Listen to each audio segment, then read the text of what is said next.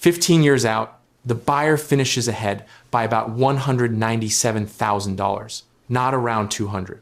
$197,000 on a $500,000 house against $3,000 a month in rent at 2026 rates. And here's the part that should bother you before anything else. At year 5, that same buyer is ahead by roughly $16,000. 5 years of ownership, $16,000. So the old rule that buying wins once you pass 5 years is not wrong so much as it is aimed at the wrong year. In this model, the decision doesn't turn at 5, it turns at 8. The entire lead is manufactured in the back half, and if you leave before it, you paid for a house and bought yourself a slightly expensive place to live. So let me state the assumptions, because the assumptions are the whole argument. The house costs $500,000. You put 20% down, $100,000, which keeps mortgage insurance out of the picture entirely. On February 26th, 2026, Freddie Mac put the average 30-year fixed at 5.98%, the first reading under 6% in about 3.5 years. So the loan is $400,000 at 6%, and that is a primary residence rate, not an investor rate. The rent side is $3,000 a month, and I want to be honest about how generous that is to the buyer.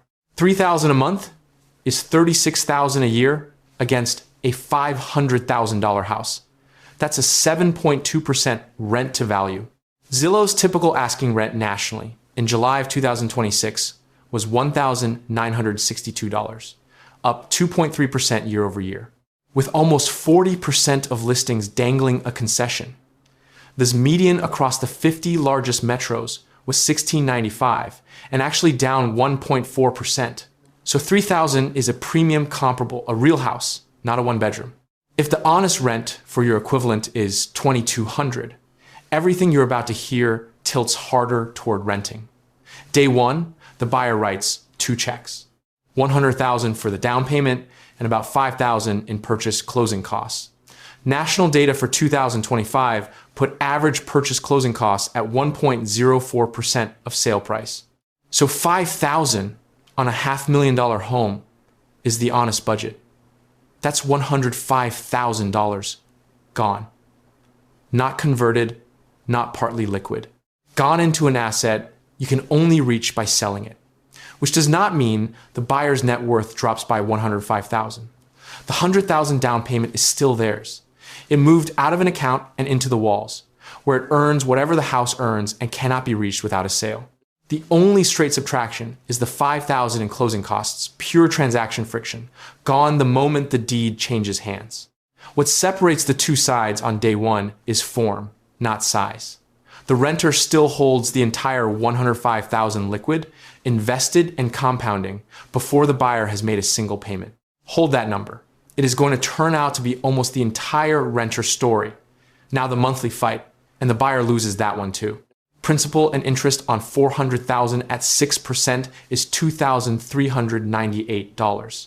Then the stack that arrives with the deed. Property tax.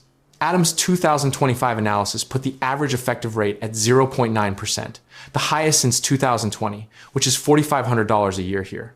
Homeowners insurance in 2026 runs roughly $2,500 to $3,500 nationally, so call it $3,000. Maintenance at 1% of value, the number Fannie Mae's own homeowner guidance treats as a floor, is another $5,000, $12,500 a year. That has nothing to do with the mortgage. A third of a year's rent, arriving whether or not anything breaks. Add it up, and the buyer's first year outflow is about $3,440 a month against $3,000 in rent. The renter is $440 a month cheaper and invests that too, at 8%, which sits between a conservative 7 and the long-run index number of about 10. Same rate applies to whichever side is cheaper in a given year. That matters later. So the year 1 scoreboard. The renter holds $105,000 compounding plus a $5,000 annual surplus, and the buyer holds a house that has appreciated a bit, a mortgage barely dented, and a $5,000 closing cost hole that will never be recovered. Renter ahead, comfortably. That's a real answer, delivered honestly, and it's the answer most rent versus buy videos stop at. By the way, if these are the kind of housing numbers you want more of, clicking subscribe genuinely helps, thanks to everyone who does. Because the obvious next question is why the buyer is losing while supposedly building equity. Look at where that $23.98 actually goes in year one. At 6%, the first month's interest on $400,000 is $2,000. $2,000 of the $2,400 is rent paid to a bank. About $398 is yours. Across the whole first year, principal reduction comes to roughly $5,000 less than the closing costs you already spent to get in the door. That's the honest version of forced savings. It is real. It is also nearly empty at exactly the moment your carrying costs are heaviest, which sets up the year that decides whether this purchase was ever a wealth decision. Year 5. The ordinary year when a job changes, a parent gets sick, or the school district stops mattering. At 4% appreciation, the house is worth about $608,000. Feels great. Now sell it. Agent commissions nationally settled near 5.4 to 5.5% after the 2024 settlement. And on top of that, sit, transfer, taxes, title, concessions, and the repairs of buyer's inspector fines. 7% all-in is a fair planning number, and it's $42,000 on this sale. After the 7% and after paying off a mortgage balance that is still $372,000, you walk away with about $193,000. The renter, meanwhile, is sitting at roughly $177,000, so the buyer is ahead by about $16,000 after 5 years of owning, insuring, taxing, and maintaining a house. That's the number the 5-year rule is quietly built on. And it survives only because appreciation ran at 4%. Set appreciation at the actual current pace. Instead, the Federal Housing Finance Agency's national index was up about 2.2% year over year as of May 2026, and the year 5 buyer walks with roughly $146,000 and is behind the renter by about $30,000, which makes appreciation the assumption you cannot wave through. Home prices have compounded at roughly 3.4% nominal, about 0.5% a year after inflation.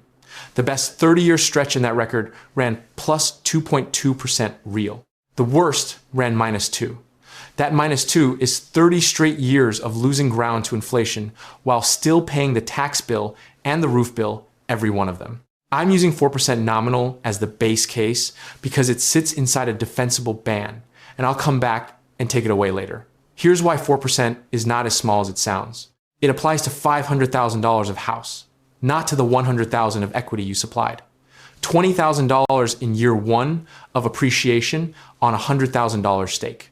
That's the legitimate leverage case. And it is the only engine the buyer has that the renter doesn't. It also runs in reverse at identical speed. A 10% price decline is a $50,000 hit against your $100,000, and you cannot sell a bathroom to raise cash. Leverage is not a strategy. It's an amplifier pointed at whatever the market decides to do. And then something changes that has nothing to do with prices. The $23.98 never moves. Not in year 8, not in year 20. Rent moves. Property, tax, insurance, and maintenance move. Run all 4 of those at 3% inflation. And somewhere between year 7 and year 8, the rent check crosses the buyer's total monthly outflow. Year 8 is the year the renter becomes the expensive side. I want to be careful here because 2026 rents were flat to falling in a lot of metros. And if rent growth stalls for 5 years, the crossover slides right. But it slides, it doesn't disappear. The fixed leg of the buyer's cost is fixed in nominal dollars for 3 decades. That is the single most underrated feature of a 30-year fixed mortgage. And it does nothing for you in year 1. It does everything for you in year 12. From year 8 forward, the direction of travel reverses. The buyer is now the one investing the difference. $120 a year at first, then $1,000. Then by year 15, about $564 a month, $6,800 a year going into the market instead of into a landlord's account. Meanwhile, the renter's pile is not small. That original $105,000 at 8% for 15 years is about $333,000. Add the 7 years of monthly surplus the renter invested before the crossover, compounded to year 15, and it's roughly $54,000 more. Call the renter $387,000. $387,000, built almost entirely out of a down payment that was never made. Now the buy side's real engine, which is not appreciation, it's the amortization curve on its far side. On a 6% 30-year loan, the principal share of each payment doesn't cross half until somewhere past year 18, but you don't need to get there for it to matter. By year 15, the mortgage balance has fallen from $400,000 to about $284,000. That's $116,000 converted from payment into equity, and roughly 2/3 of it happened in the second half. So put the whole thing on the table at year 15. The house at 4% is worth about $900,000. Take out the 7% exit cost and pay off what's left of the mortgage, and the sale net's about $553,000. Add the surplus. The buyer has been investing since the crossover, and the buyer stands at about $585,000. Renter, $387,000. Buyer, $585,000. The gap is $197,000, which is the number I opened with. And it is more fragile than it looks because it rests on exactly two inputs. Take the first dial, leave everything alone, and set appreciation to the long run 3.4% instead of 4%. The house finishes near $826,000 instead of $900,000, and the buyer's lead falls to about $128,000. Still a win, and a real one. Now the second dial, which is not about housing at all, leave appreciation at 4% and assume the renter actually earns the long-run index number. The S&P 500 has compounded at roughly 10% a year, with dividends reinvested since 1928. The renter finishes near $507,000, and the buyer's lead shrinks to about $80,000. Turn both dials at once, 3.4% on the house, 10% on the portfolio, and the buyer finishes at about $517,000 against the renter's $507,000. $10,000 apart after 15 years. That is a rounding error dressed up as a life decision. So the buyer wins 3 of those 4 sells and ties the 4th. That's the honest shape of it. But notice which assumption is doing the work in the renter's best sell. It is not a market forecast, it's a behavior. The renter has to take $105,000 they never spent and $440 a month they never noticed and put all of it into the market and leave it there through every drawdown for 15 years. Most people do not. The down payment they didn't make becomes a car, a kitchen, a cushion that quietly gets spent. The mortgage takes your $116,000 of principal whether you feel disciplined or not. And while we're being fair to both sides, I'd point out that nobody in this transaction gets paid for the year 8 crossover. The agent's 5.5% arrives at closing. The lender's origination revenue arrives at closing. The title company, the inspector, the appraiser, all of them are compensated by the event, not by the hold. That's not a conspiracy, and I don't think anyone in that chain is lying to you. It's that the entire industry's cash flows are timed to the transaction, and the transaction is the one part of this that is unambiguously bad for your net worth. 7%, twice, is what a move costs you, which is why your job in this decision is not the one you think it is. If you've built $100,000 to $1 million in assets, you got there by optimizing inputs, shopping the rate, negotiating the price, comparing the payment. Those reflexes are worth something here, but they're worth about a quarter point on $2,400. The variable that swings $200,000 is how long you stay. You are not a rate shopper in this decision. You are underwriting your own hold period, and the price of getting that wrong is $42,000 in exit costs. At year 5, plus the 8 years of crossover you never collected. Also worth saying plainly, since the scorecard can't, the buyer's $585,000 exists on the far side of a sale, a commission, and a market willing to buy that specific address. The renter's $387,000 is spendable on a Tuesday. And the buyer bought something the ledger doesn't score, a housing payment that did not change for 15 years while everyone else's rent went up 3% a year. That's real. It's also a lifestyle return, not an investment return. And the moment you count it twice, the math stops working.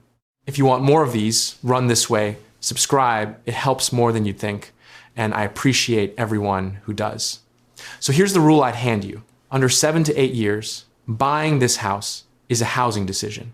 Judge it on stability, on space, on not moving your kids, and expect roughly zero from it financially, because the exit cost eats the appreciation before your principal ever shows up. Past that line, the buyer wins across most of the assumption grid, and wins bigger the longer the fixed payment sits against inflating rent.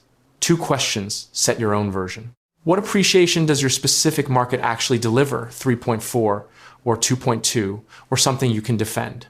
And will you genuinely invest the $105,000 you didn't spend, or will it get absorbed? Answer those honestly, and you don't need my scorecard. You have yours. The house is either a wealth decision or a lifestyle decision. Pretending it's both is how the math breaks. $197,000 is the payoff for holding through year 8. It is not the payoff for buying. It is not the payoff for buying.